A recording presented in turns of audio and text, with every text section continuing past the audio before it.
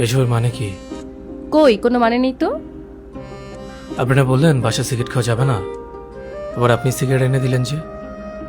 ওসব আপনি বুঝবেন না। আমি অনেক ভেবে দেখলাম, আমি যদি আপনাকে সিগারেট খেতে বাধা দেই, কোন দিন যেন আপনি আবার বলে বসেন আমি আপনাকে বিয়ে করেছি ঠিকই, কিন্তু স্ত্রীর মর্যাদা দেইনি।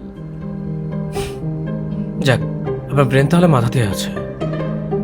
আচ্ছা একটা কথা বলবো, কিছু মনে করবেন না তো? জি, আমি কিছু মনে করব, বলার দরকার নেই। আচ্ছা করলে করেন, তবু বলি, আমাকে একটু মার্কেটে নিয়ে যাবেন, কিছু কেনাকাটার দরকার ছিল।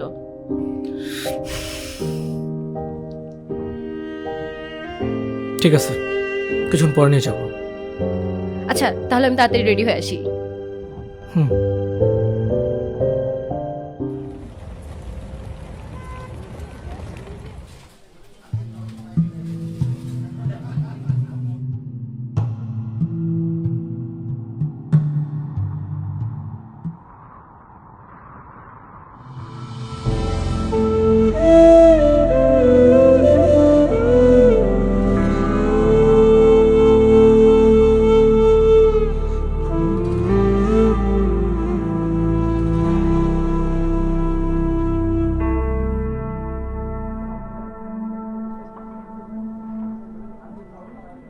তুমি এখানে?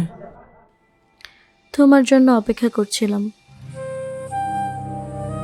মানে আমি যে এখানে আসবো তুমি কিভাবে জানলে? এখানে একদিন আসার পর পুরনো সেই ওয়েটারটি বলল তুমি নাকি এখানে মাঝে মধ্যেই আসো, তাই আমি তোমার সাথে দেখা করার জন্য রোজ এখানে অপেক্ষা করি। তোমার এই অবস্থা কেন? অভি, আমি তোমাকে ছাড়া ভালো নেই। চলো না আমরা সবকিছু ঠিকঠাক করে ফেলি। আমি কখনো তোমাকে ছেড়ে যাব না, তোমাকে আমি আর কোনো কষ্ট দিব না।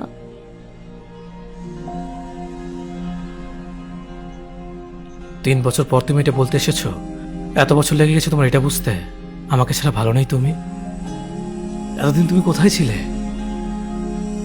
এই যে মেয়েটি আমার পাশে, সে আমার সাথে তার ভবিষ্যৎ দেখছে, সে তোমার থেকেও আমাকে বেশি ভালোবাসে। এই 3 বছর আমি তোমাকে ভুলে গেছি, তুমিও আমাকে ভুলে যাও।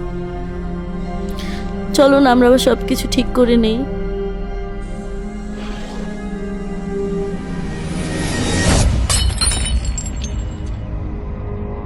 এটা জোড়া লাগিয়ে দেখাও। মানে এটা কিভাবে জোড়া লাগাবো? এটা তো ভেঙে গেছে। মানুষের মন ঠিক কাছের মতোই, একবার ভেঙে গেলে আর জোড়া লাগে না।